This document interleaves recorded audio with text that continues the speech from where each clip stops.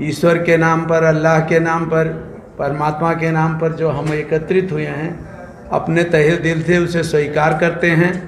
और इन शर्तों के साथ अगर हम चलते रहेंगे तो देश में अखंडता और एकता का प्रतीक चलता रहेगा और सभी धर्मों में आपस में प्यार रहे। ऐसे हम एक साथ बैठ कर के मंदिर, मस्जिद, गुरुद्वारे में सबका स्वागत करें और सबका सद्भाव रखें। हमारे बीच में कुछ लोग आ जाते हैं जो हमें बदनाम कर देते हैं समूह के नाम पर। अगर हमें हमारी नोटिस में हैं तो चाहे वो घर का हो, चाहे परिवार का हो, चाहे समाज का हो, हमारे देश की एक प्रथा रही है, सामाजिक प्रथा। सामाजिक रूप से उसे दंड दिया जाता था और वे हिचक मुंह देखी बात नहीं करते थे।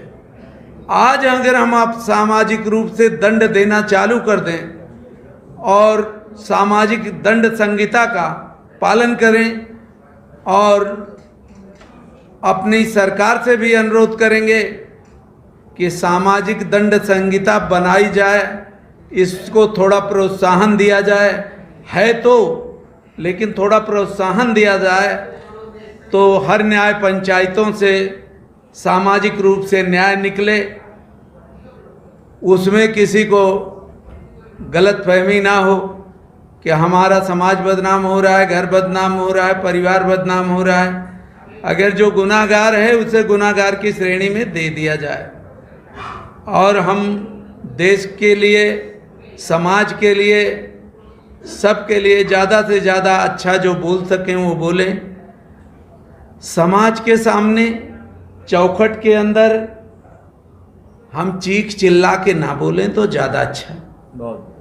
अगर हम चीख चिल्ला के आवाज़ निकालते हैं तो अपना ही दिमाग शून्य हो जाता है, काम नहीं करता, हम क्या बोल रहे हैं, क्या कह रहे हैं। और ये मान करके चलना चाहिए कि हम उस परमपिता परमात्मा की औलाद हैं जितने अण कण कण जर्रे जर्रे में व्याप्त है, सभी ईश्वर के रूप में,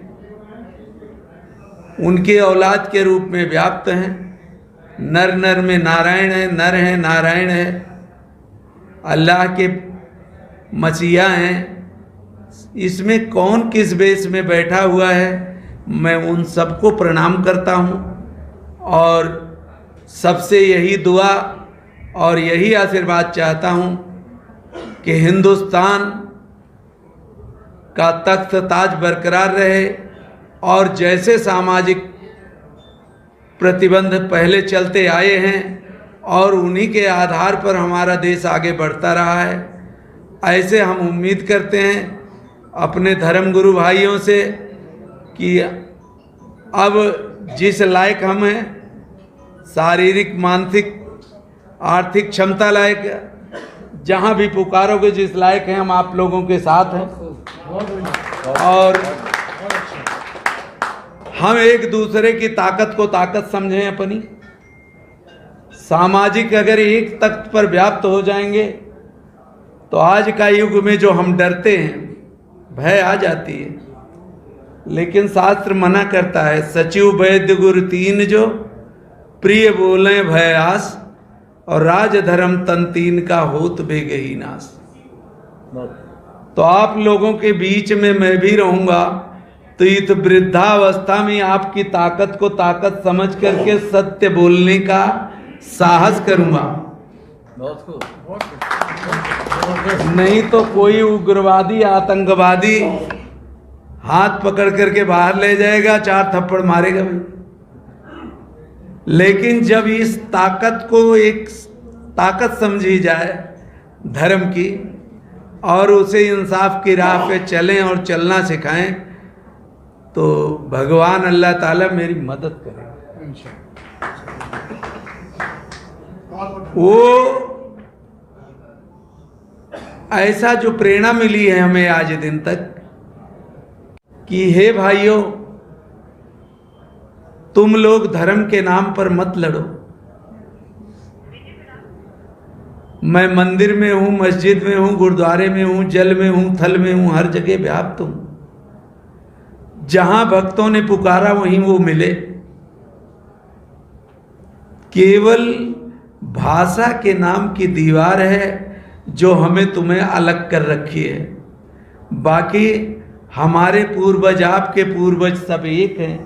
आज भी हम पूर्वजों की गोत्र की तिलांजलि देते हैं, तर्पण करते हैं। हमारे पूर्वज तभी आशीर्वाद देंगे, तभी खुश होंगे जब हम आपस में गले मिलके चलेंगे। किसी धर्म का, किसी सद्गुरु का, किसी का भी कटाक्ष न करते हुए एक अनुसरण पहले सिखाया जाता था कि भाई ये चाचा हैं, ये ताऊ हैं, ये आपके बड़े हैं, इनसे आपने उल्टा कैसे बोल दिया। आज की जैसे दंड संहिता नहीं थी, दंड संहिता मेरे चौखट के अंदर थी। आज तो जड़ा सा टीचर बोल दे तो माता पिता कंप्लेन लेकर के पहुंच जाते हैं और में तो उसकी नौकरी चली जाएगी। दंड संहिता बहुत जरूरी है, कारण कि गुरु कुम्हार शिष्य घड़ा है, जैसे गड़गड़ काटे कोट, मारता है लेकिन अंतर सहार देता है। गुरु दंड देता है शिष्य को, लेकिन उसके आगे बढ़ने की कामना करता है, दुआ करता है कि मेरा शिष्य कितना आगे बढ़ जाए।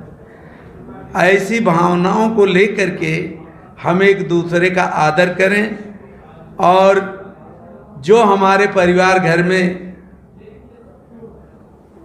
समाज देश के अगेंस्ट कार्य कर रहे हैं उनसे प्रार्थना करें, मान जाएं।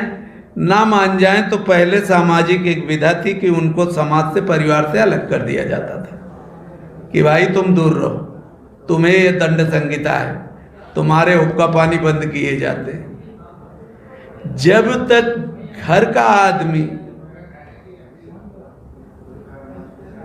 कारण कि दौलत की मोहब्बत तब तक होगी जब दौलत को चाहने वाले होंगे।